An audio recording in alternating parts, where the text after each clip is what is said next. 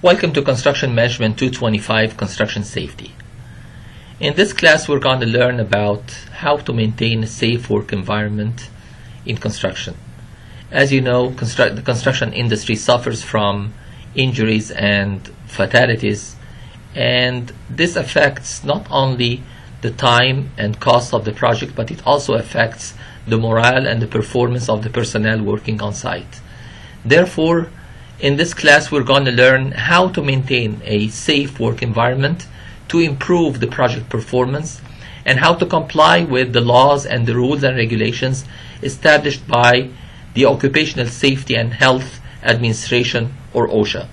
So in this introductory lecture we're going to talk about what is safety management in general, what are the different steps involved in safety management, and how to develop a safety management plan. So, starting with what is safety management? Safety management is basically a subset of risk management, but because it's functionally so specialized or traditionally unique and important on every construction project, it deserves separate emphasis. How are we going to deal with that risk? Are we going to try to mitigate it? Are we going to insure it? Are we going to bear it? Or are we going to ignore it? These are different methods of dealing with risk. When it comes to safety, definitely we cannot ignore it. So we're going to learn how to mitigate it and deal with it if an accident or an incident occurs. Good safety practice on a construction project can reduce or eliminate accidents and injury to personnel, improve effectiveness of performance, and reduce the total project cost, which is basically what every construction person looks for. Improving the quality, delivering the project on time in a safe fashion and within the budget of the project.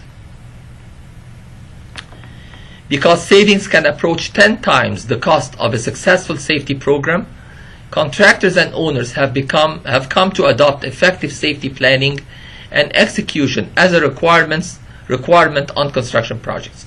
So again, every contractor, every subcontractor, every supplier, every owner, everyone involved with the construction project looks forward to completing that project safely, and they know that there's got to be some expenditure made to maintain that safe environment, but the return on that investment is going to be high, quite high.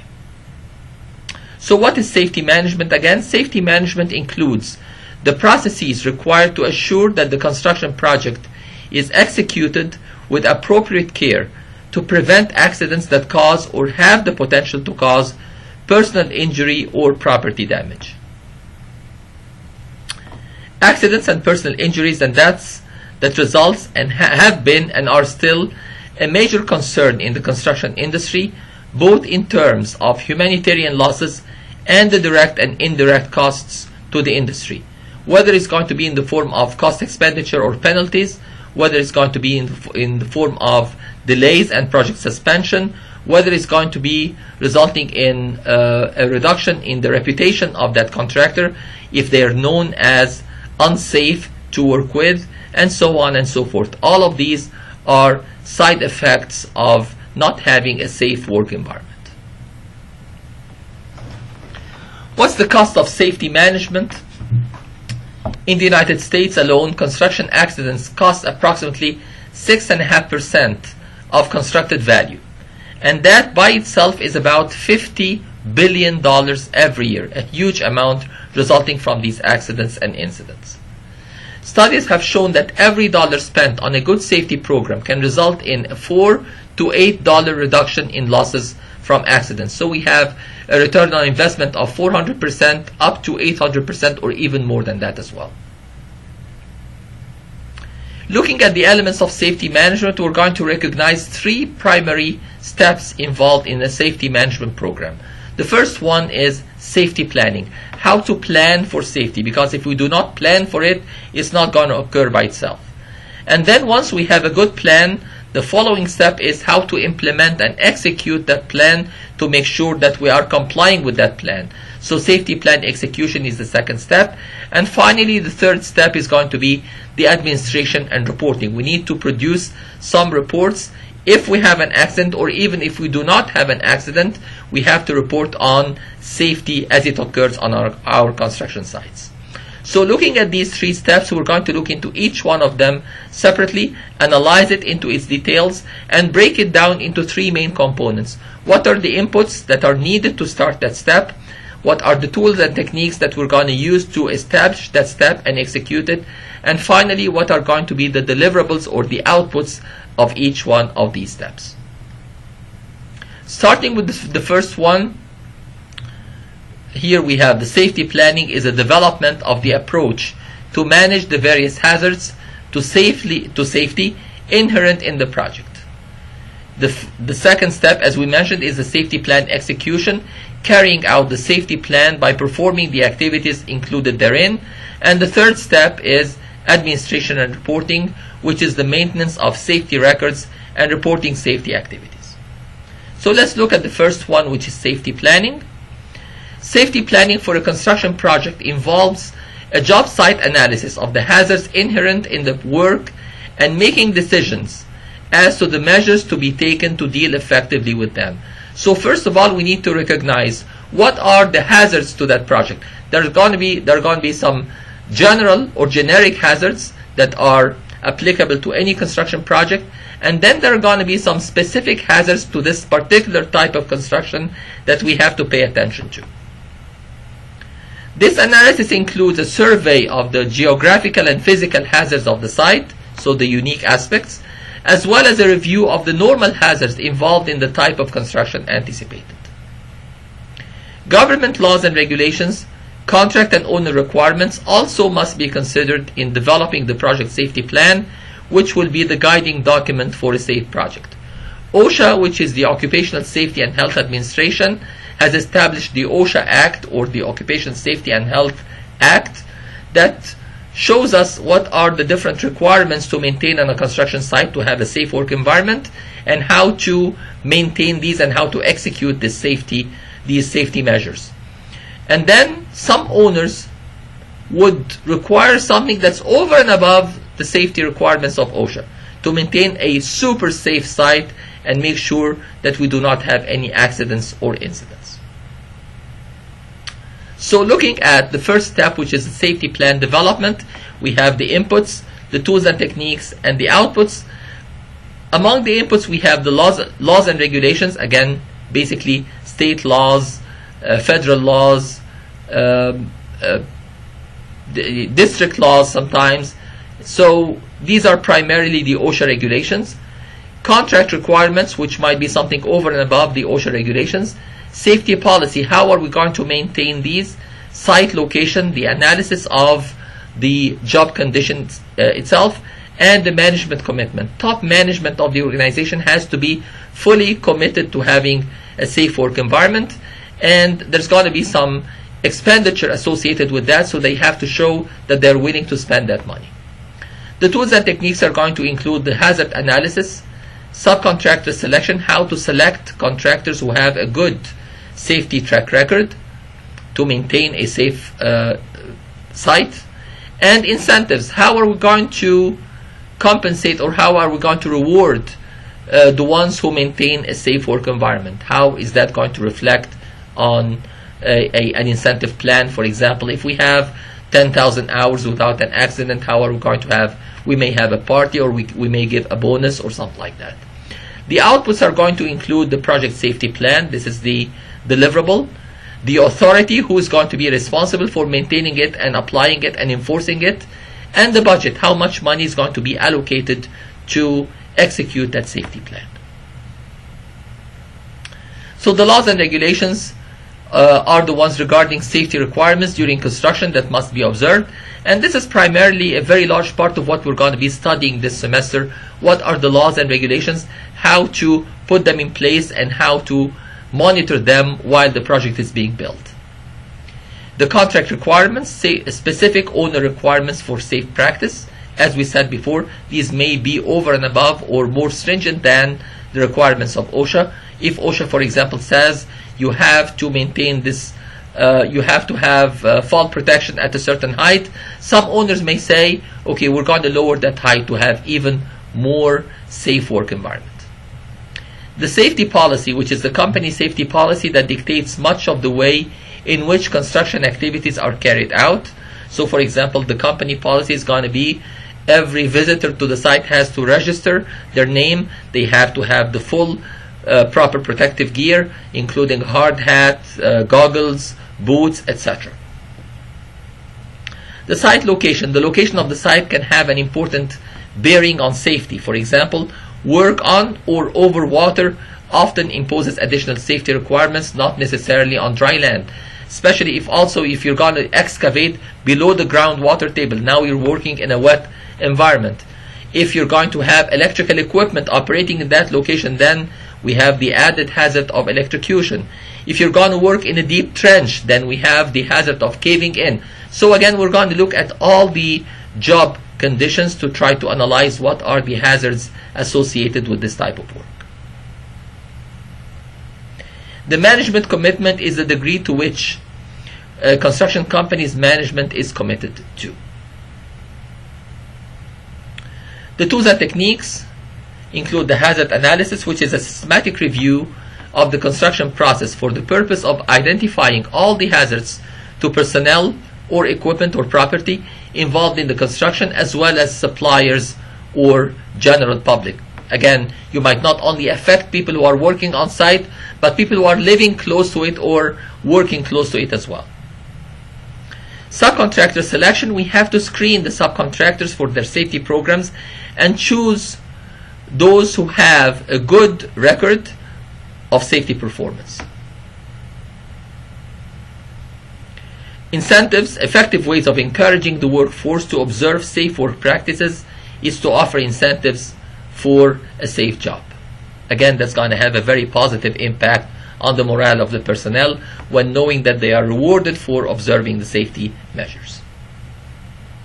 The outputs are going to be, first, the project safety plan, which will include recommendations for any specialized equipment that may be required and provide for first aid supplies. The posting of all required notices relating to safety, such as the telephone numbers and addresses of doctors and the nearest hospital, information about reporting safety accidents or reporting hazardous practices on the construction site, reporting these to OSHA, as we're going to see some of the standard posters that have to be posted on site. The authority should also be granted to an experienced individual to act as a project safety officer, who is going to be responsible for maintaining the safety measures on site. And finally, the budget. The estimated cost of the safety plan must be included in the information of the budget for construction of the project. Some owners require that you post that as a percentage of the total project cost, let's say 1% or 1.5%, and they're going to reimburse you for that so that you don't cut corners when it comes to an important issue such as safety. The second step is going to be the safety plan execution. So the execution of the project safety plan involves the application and implementation of the safe construction practices on site in accordance with the requirements of the plan. If you have the best plan ever but you don't maintain it and you don't execute it properly, then it's totally useless. On a large construction project, there may be a separate safety staff of several persons headed by the safety officer.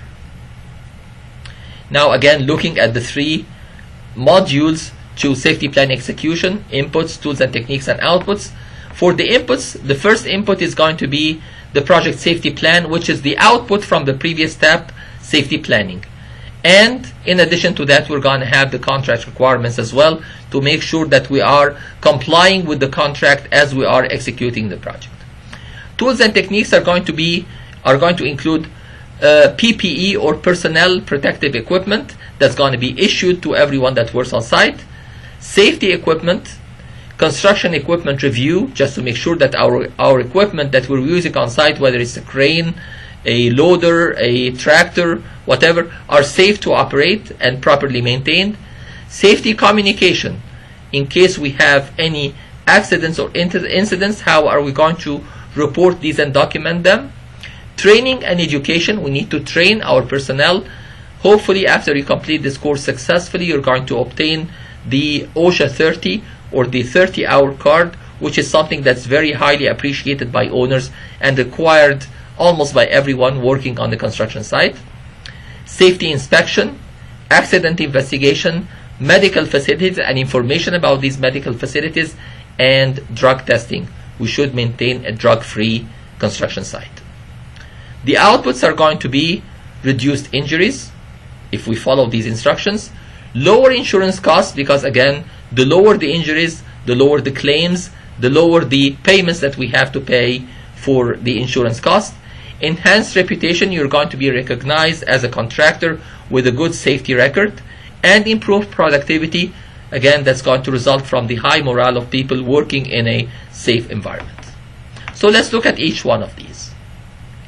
The inputs are going to be the project safety plan, which was described earlier. The contract requirements include any special additional safety procedures and reporting.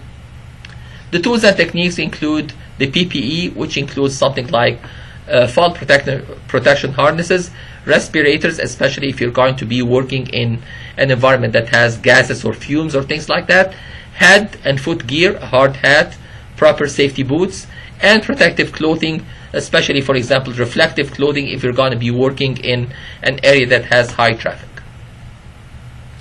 Safety equipment such as trench wall bracing to protect it from caving in, fire protection equipment, whether it's fire extinguishers or anything like that, safety nets to protect against falls, warning devices, and similar equipment. Warning devices, it could be either barricades or cones or even the sirens on the equipment when it's working in reverse to warn everyone behind them that they're getting closer to these individuals.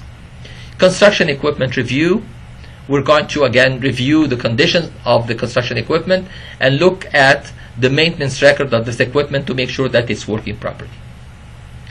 Safety communication, this is a type of communication that can cover a broad range of activities such as barriers, barricades and signs, bulletin boards, initial safety indoctrination meetings, sometimes called the sandbox meeting, the toolbox meetings, or here it is, and individual bulletins on a specific subject. So for example, if we're going to have silica as part of the hazards, then there's a specific bulletin on silica fumes and their risk. If we're going to use any particular chemicals that are flammable or that can cause explosions, for example, we're going to have specific instructions about these different chemicals. Among the tools and techniques also is the training and education, which is closely allied to communication. There may be a need to provide specific training for a specific or special construction activity. So those who are going to be working at an elevation or a higher altitude, they need to be trained on fall protection, for example. Those who are going to deal with electrical work, they need to have specific training on the hazards of electrocution and how to maintain the electrical equipment in a good condition. Safety inspection is going to include daily inspection, which is usually carried out by the safety officer, but others also may periodically inspect the project for its compliance with the safety plan.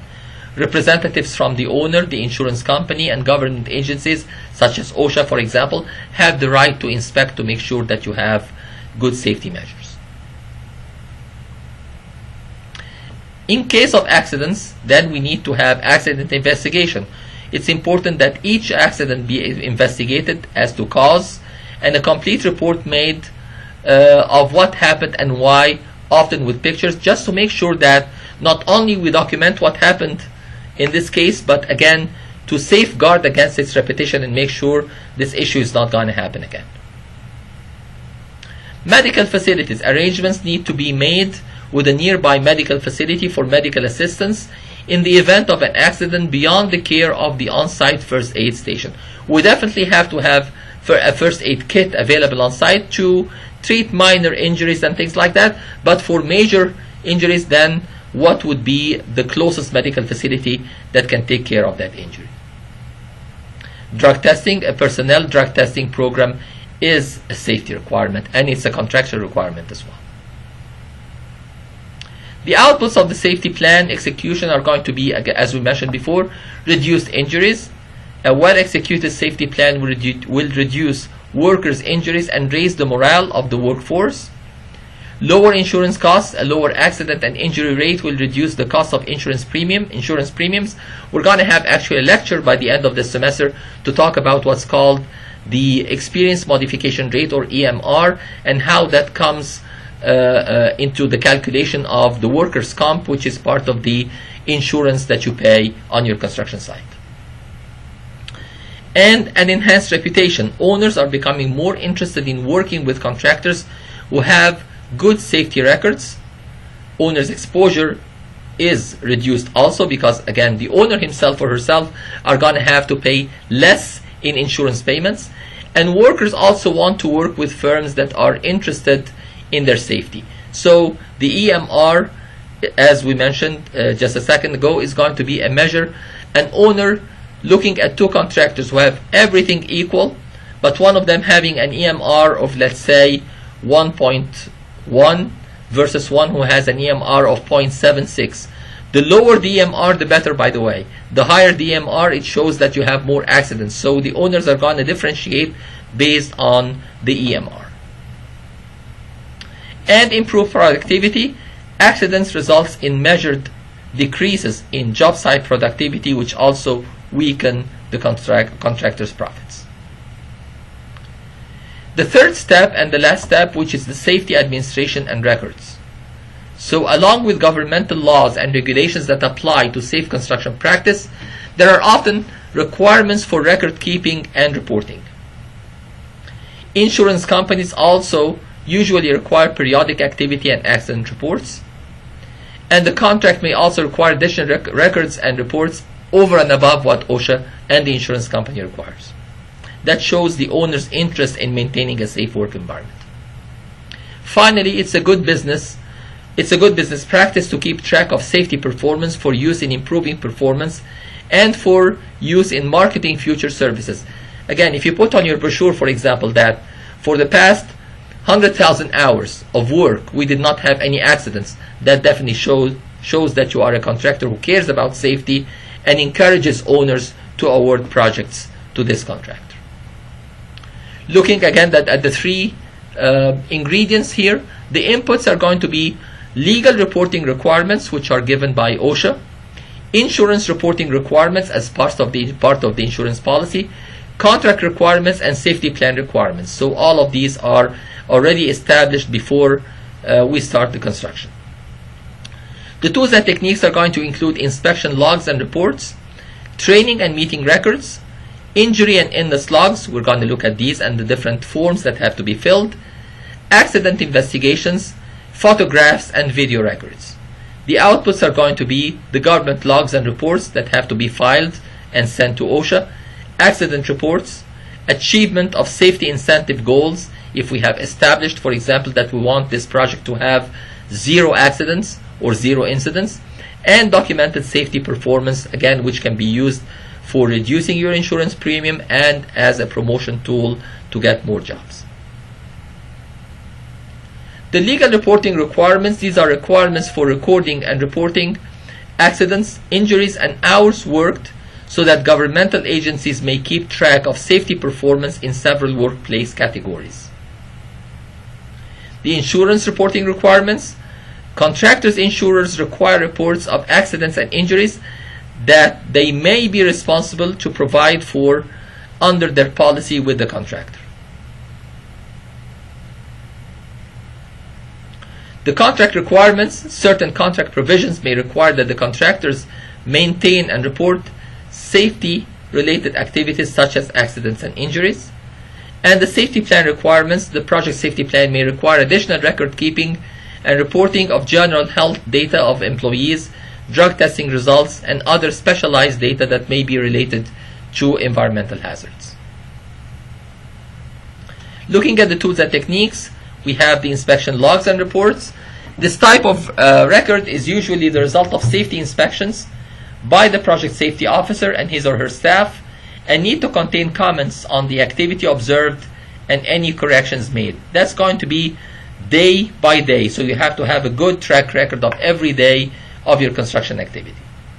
Training and meeting records. Records should be maintained of training given and to whom, meetings held on the subject of safety, who attended, and the date of instruction, because again this might be a legal document that might be required in a site investigation in case of an accident. Injury and illness logs. A record should be maintained for all injuries requiring treatment, even if minor. We're going to learn later on what's a recordable injury versus a reportable injury versus a non-recordable or non-reportable injury. And employee illness resulting in absence from work. We're going to learn about these when we talk about records and reports. Accident investigations. All accidents should be investigated and documented completely as to cause and result, damage to property and equipment, and injuries to personnel. As we're going to learn even later on, not only accidents but even near misses, which is something that could have become an accident but it did not. We're going to need to document these as well. Photographs and video records. An important part of documentation of accident and safety infraction reporting are photographs and video records that shows live what took place on site. The outputs are going to be government logs and reports. These are the reports required by governmental agencies, primarily OSHA. Accident reports and achievement of safety incentive goals, a record of to verify that job site personnel have met the safety goals established for an incentive program, and documented safety performance, which is a record to show management, insurance companies, and future clients that safety goals were met or exceeded. Now, this is a general introduction about what a safety program is. Again, we're going to delve into the details of each one of these different steps. We're going to learn about the different types of hazards and how to mitigate them, how to protect against them, what kind of protective equipment needs to be issued to the different personnel on site, and what kind of reports and records need to be maintained, and what kind of violations and what kind of penalties are going to be applied on those who do not maintain a safe work environment. I hope you enjoy this course. There's going to be a lot of reading, there's going to be a lot of information to be learned, and we're going to follow these in the book that's required for this course, which is the Code of Federal Register 1926, which is basically safety for construction sites, and you can obtain that from our department. You're going to need to purchase that book that is issued by OSHA, and it's updated probably every other year, or whenever there's a new code or new regulation that needs to be added. I hope you enjoy this class, and I'm going to see you in our next lecture.